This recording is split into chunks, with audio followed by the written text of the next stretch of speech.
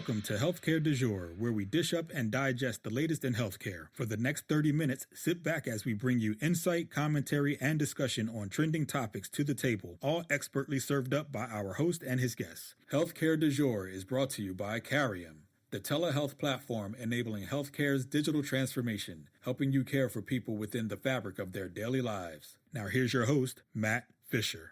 Welcome back, and thank you for joining as we dive into the hottest topics in healthcare. I'm your host, Matt Fisher. On the menu today is Fred Pinkett, Senior Director of Product at Security Innovation. Fred, welcome to the show. Hi, thank you for having me. Great to be here. So, Fred, what I always like to do before getting into the main part of my conversation is to give my guests a chance to provide more of an introduction in terms of who they are and what they do. So, Fred, the floor is yours. Well, thank you. I've been in product management for security products and some storage and data protection products for my whole career, basically. I've been doing this because I really enjoy the innovation involved with building products, serving people with the products that I have, and it's been what I do. So what first interested you kind of in the security side of things, and how have you seen the field evolve throughout the time of your involvement? Yeah, like a lot of people, I got involved in the security side of things by accident. I was involved in the early part of my career in a cybercrime investigation on some of the products because I knew the way our networks work, and I knew the way our products work. The people who were involved got me involved in that. And it just grew from there. It's a truly difficult and interesting problem to work on, and it's an important one with all the things going on in the world today. So, it's been fun and interesting and difficult, and knowing what I know now about cybercrime and cybersecurity, it can be a bit of a burden, but it's a really good thing to be involved in. Yeah, and kind of that's a great reference to as you said, all the things going on in the world today. So maybe to just help kind of set the table for the conversation, what are some of the primary security concerns or issues that are happening out in the wild right now? Yeah, so all security, IT security involves software, and that's what my company's involved in, securing software. But there's a lot of things that involve system security, network security, all of those things. A huge thing for people is ransomware, data theft, dealing with the improper use of their systems, people creating fraudulent transactions. In healthcare, I hate to see it so much when one of these hospitals gets hit by a ransomware attack and gets taken down for a while, and serving, and they can't even serve their patients. And that just is incredibly disturbing to me that is still happening a lot in the world. But in healthcare in particular, theft of data is huge. Healthcare data is some of the most valuable data to cyber criminals because it's got so many aspects to it and so many ways that it can be used compared to just even pure financial data or pure identity data or some of those sorts of things. So, and you just referenced, theft of data in healthcare. Is there, I guess, and you also pointed to the value of the data, which is also, hopefully widely known. But other than the value of the data, why is healthcare potentially like a primary target or such an appealing target for cyber attacks? Yeah, well, the value of the data is higher. If you look, what they talk about on the dark web, like people's healthcare records actually sell for more than, say, people's credit card records or people's banking records, because it can be used in so many different ways. There's so much about a person that it can be used both in identity theft and in traditional fraudulent stuff, and in people who want to get access to drugs to sell, and all those sorts of things. So it's highly valuable. And also, especially in smaller healthcare settings like regional hospitals or things like that, they're soft targets. Organizations spend the minimum they can on IT and IT security because they have to invest in, MRI machines and important equipment to serve their patients. So the combination of them potentially being softer targets and having highly valuable assets makes it really difficult. So if an entity is a soft target and their resources are constrained to be able to spend on security, whether it be tools or other solutions, what are maybe some, I'm not going to say easier, but maybe less costly measures that can be taken to help make them a little bit of a harder target? Yep. Well, there's core security things that can be done. Certainly, what we're involved with training your people and making sure that they know what to do, and that they can pick the right solutions for them, and really understanding what their particular threat model is, so that they're focused on the ways in which they can be attacked and the things that they need to protect, as opposed to just trying to, broadly implement a list of things because it was in a compliance regulation or something. You do have to obviously comply with regulations and do everything that you have to do. But to focus on what the real threats are to your organization, and to make sure that the people in your organization are trained to address them, that's the most really efficient way to deal with it. So talking about training, to, I guess, maybe set the field or level set it, how do you define training? So, kind of what goes into a training program, and, what should folks be aware of? Yeah. So cybersecurity training is a really broad area, because there's the kind of training that, a lot of us have taken on an annual basis, where, in general, office staff, doctors, everything, don't click on the bad link, make sure that the email is from who it's from, make sure you don't load programs and things that you don't know where they've come from, et cetera, right? That's the sort of general awareness training. We focus on application security training, which is training for the people who create software. So if you're creating software for a healthcare organization, everything from, the largest electronic health records organizations to the people doing the local hospital website, everybody needs to understand not just how to do their job, but how to worry about the abuse cases from cyber criminals in their organization and in their job. And not a lot of people think about that and are taught that. So the cybersecurity training is not the training about your role, but the training about the things in your role that you have to think about from a security perspective while you're doing your everyday job. And are you able to provide, maybe an example or two, just to provide, kind of ground it and, allow, not just a theoretical understanding, but kind of that practical application?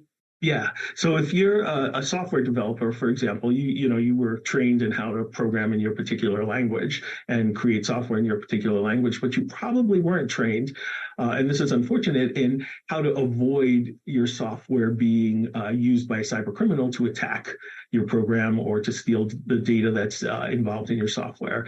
And so you need to be taught not only how to make the computer do the things that you want to do, but how to make it avoid somebody abusing that computer for stealing your data. So there's particular vulnerabilities you need to learn about, how they work, how to make sure that your code doesn't have those in them, how to test for them to make sure that you've actually produced code. And that training really needs to be more than just rote training.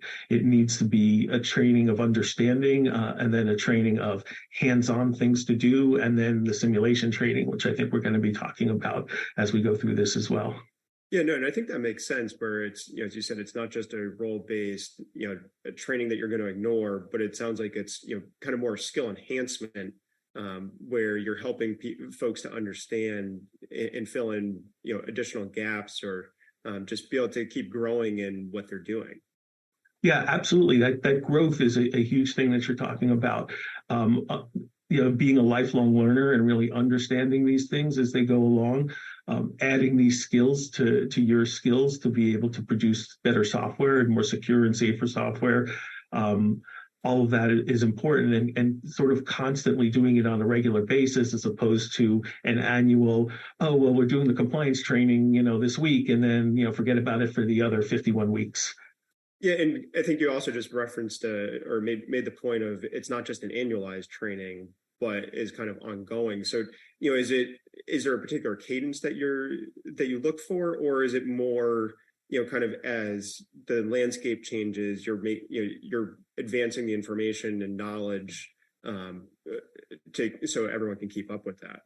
Yeah, it's both of those things, actually. You want to have some kind of regular cadence so that it's always fresh in people's minds, right? So when you go to do your job, you're like, oh, I just ran into this, particular scenario in the training. I remember I have to do this, right?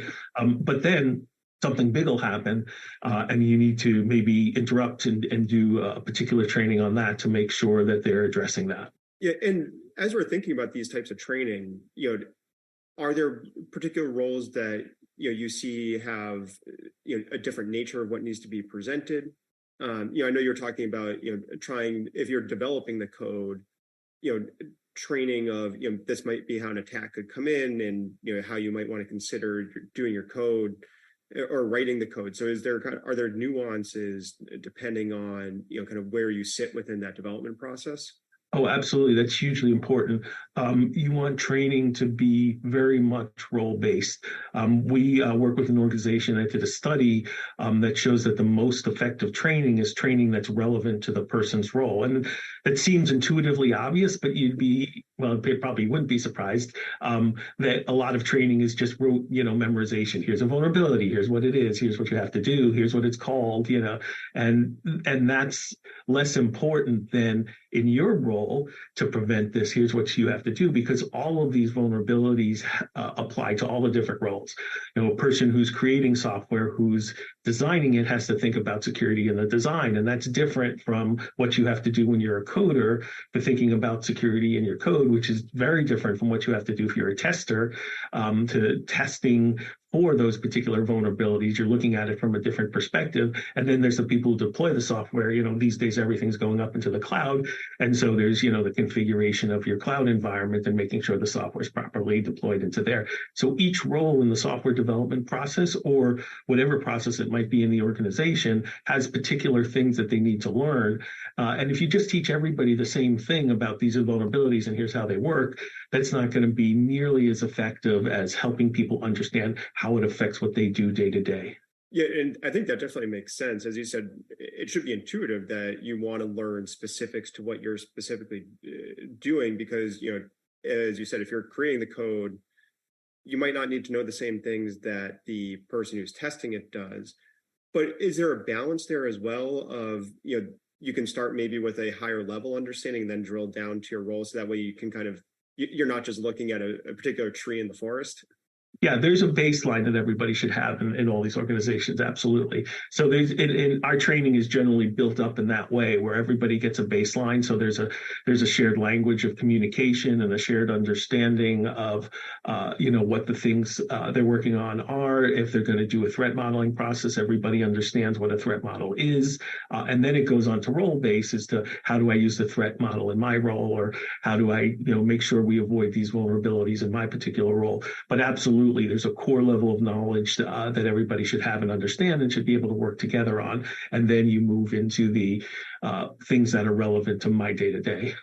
Yeah, no, kind of as you said, having that general baseline and then being able to drill down to your role, it sounds like it creates the most effective kind of comprehensive understanding of what's going on. Yep. But for those of you just joining, I'm talking with Fred Pinkett of Security Innovation. We're talking about security training and how to do that effectively. And Fred, I kind of want to pivot a little bit. And, we've been talking about, the different roles that you want to focus on and providing information that's relevant to each role. But, in terms of the training itself, what do you see as the most effective way of engaging with the people that you're trying to train and really educate? Because I imagine just presenting a slide deck is not going to be the most effective way. Yeah. Too much of that gets done and gives training a bad name. Absolutely, we have a methodology that we refer to as learn, practice, master, where there's still no substitute for the core of, you have to learn some things, right? You have to go through the information and you have to understand the terminology and understand how it works. But you can still do that in an interactive way, where there's some information presented and then you get asked the question about it, or you have to do a little exercise on it. And so that's the learn phase, where it's like more traditional, what people think of traditionally learning online. Then there's the practice phase, where there would be labs. So you get actually hands-on doing of these sorts of things, whether it's fixing the code or attacking the software so you understand how the vulnerability works in a single instance. And that gives you a chance to actually use what you've done in the learn phase. And then there's a mastery phase where the labs are a little more self-sufficient. We don't guide you through it, but you actually, okay, here's a scenario. Here's like a real world system. Here's the actual code, go ahead and do what you need to do. And then we have these also simulations that go along with it, which are full-fledged applications, which people, and we actually refer to that as playing. So where they're actually playing a cyber range, it's called the cyber range, where you do this, where it's, a healthcare application, which is, what we're just in the process of releasing, or a banking application or an e-commerce application. And then people get together for a day and actually try to attack it using the knowledge they gained in the earlier phases to try to steal data, perform fraudulent transactions, and they get points for it. There's leaderboard, they can compete in that sort of thing. And so that it becomes second nature because now they're playing, now they're showing a mastery of those topics. And it also helps motivate them, because when you learn about these vulnerabilities, it might be theoretical. But then when you go into an application and actually use them to steal data and perform fraudulent transactions, or to take the system down, or to use it to blast emails out, or whatever it might be, in these exercises, it really gives you an understanding of the implications. And you can look back at it and say, oh, if somebody did what I just did to my software, that would be bad. We would lose data, we would lose the confidence of our customers, and people want to do a good job. People want their software to be good. And so it really helps them understand the implications of these security issues. Yeah, and kind of building on, I think it sounds like both the practice and the master phases, kind of what goes into being able to develop those scenarios in those simulations that enable kind of that playing around that you were just describing. Yep, a lot of time, a lot of effort, a lot of experience in the space. We've been, doing this particular thing for close to a decade. So we sit down and think about first, what are the vulnerabilities that we want people to understand as part of the simulation? What's going to be the theme of the particular simulation, like the healthcare app that we're just doing? What specific ways is the play going to proceed? How hard it's going to be. We have different cyber ranges for different levels of knowledge and for different types of security programs. And then from there, you build the story and you try to make it fun, where one thing leads to another, like a video game where you're opening up the different levels, or you acquire different things as you go along. So I kind of like that comparison to a video game, because that was actually what was kind of popping into my mind as you're describing in the first place, of being able to get in there, try out all these different things.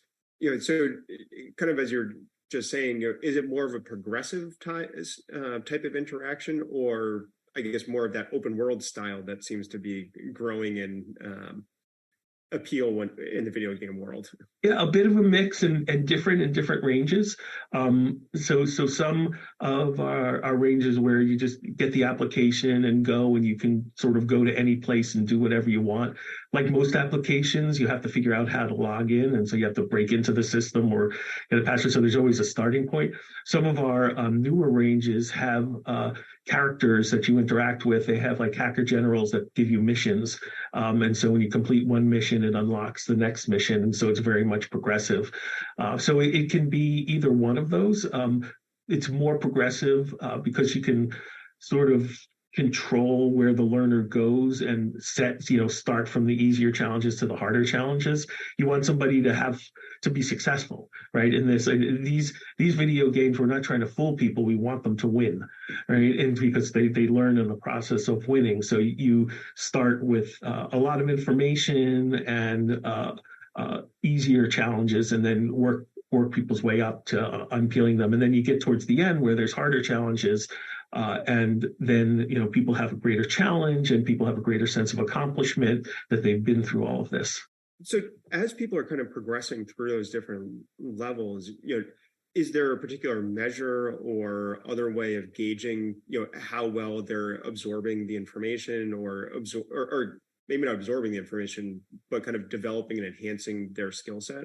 Oh yeah, absolutely. So from the learner's perspective, the player's perspective, they get points for each challenge they complete. So, like a game, they want to build up their points. And some people run them as individual, where you can use it for a week and on your own time. And other people have these events where everybody gets together for a day and hack at it, and either as individuals or in team. And there's a leaderboard during the day, and there's it's a ton of fun, a ton of energy that people get involved in doing these things.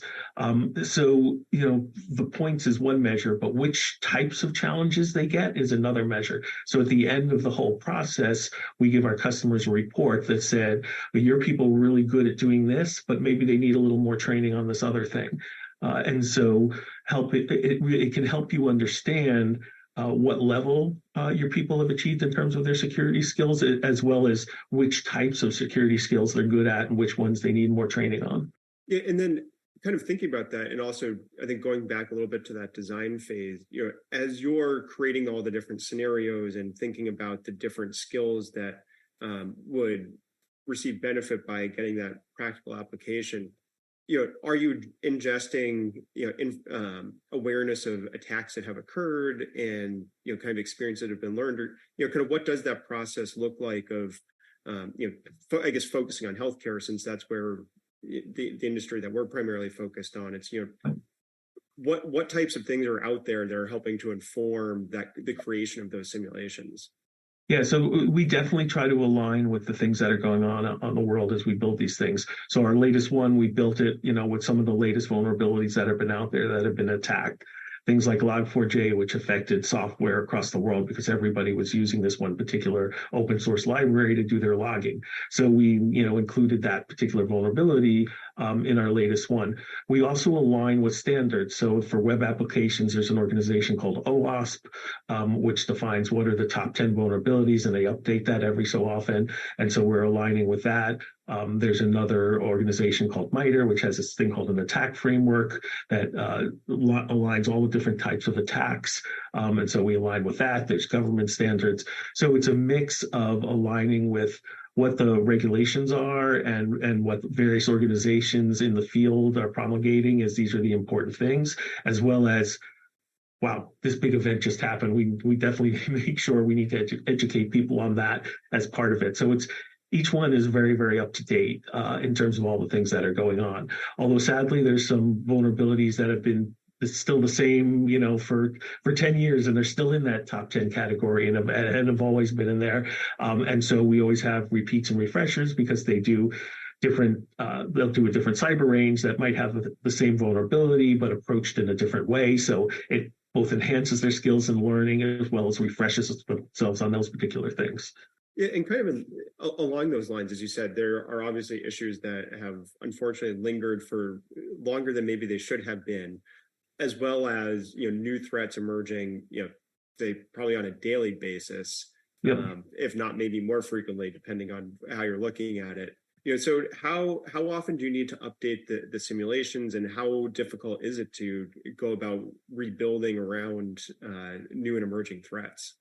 Yeah, well, we have a library of 250 courses, close to 100 labs of differing types, and 10 of these major simulations. And we're constantly updating. Every quarter, we're releasing updates. So, every element within the library, especially the e-learning in the labs, will get touched.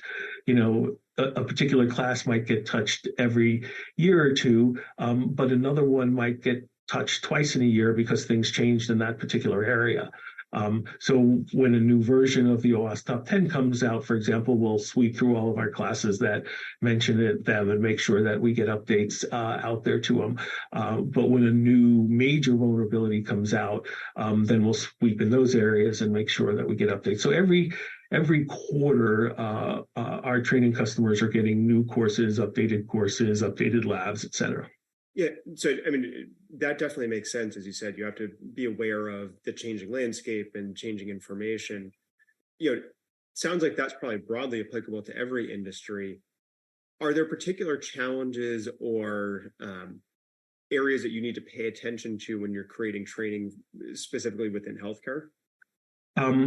So yeah, well, within healthcare, there's obviously regulatory things you need to be concerned with, as well as the vulnerability things that you need to be concerned with. So you need to make sure you're aligning with all of those. So HIPAA and all of those kinds of things have to be accounted for in the training, as well as the vulnerabilities. Now, a lot of the regulations are similar with their own little spin across all the different industries. So, HIPAA says you have to make sure that you don't have particular vulnerabilities in your code, whereas another one says you have to not have vulnerabilities in your code according to this particular list or whatever. So there's a lot of commonality, and a lot of the training applies across industries, but then there's some vertical slices of things that where you want to say, if you're concerned about this regulation, you need to think about it. And then there's things that are how to make the security training relevant to your particular thing. Like threat modeling is a big thing where you want to say, okay, so we're a hospital and we have our data stored in this way, and we have images and we have all this sort of thing. And so this is how we're going to protect them because this is the threat to us. And so there's sort of three things where it's very specific to the field, where it's very, very general across cybersecurity, but also you're teaching people how to make it specific to their field. And that's an important part of it as well. Yeah, no, I think that point you just made it seems to be a very key one, which, as you said, is you have to make sure it's relevant and specific. Because I think, as you're implying, if you don't do that, it's very easy to say, oh, well, I don't need to worry about that because it's, brought, it doesn't seem like it's addressed to me. It's maybe affecting the banking industry, for example, because I'm a hospital, I'm going to be operating differently. Right, exactly. It goes back to the role-based training where it's relevant to that particular person's day-to-day job. And then the simulation type training where we really get hands-on and they can see the effects of these things.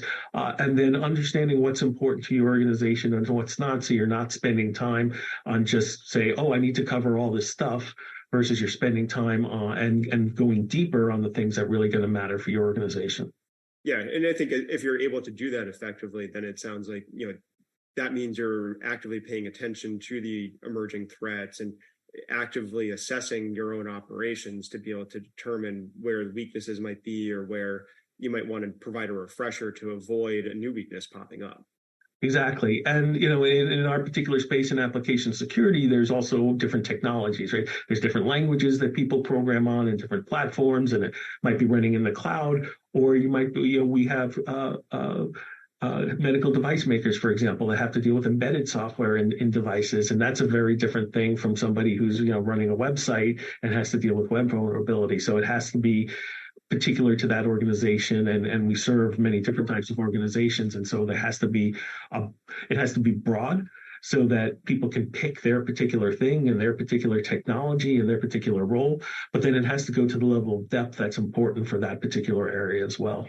Yeah, and I think that's a very important point. As you said, be broad, but at the same time be particular to what your company is doing and what you're working on.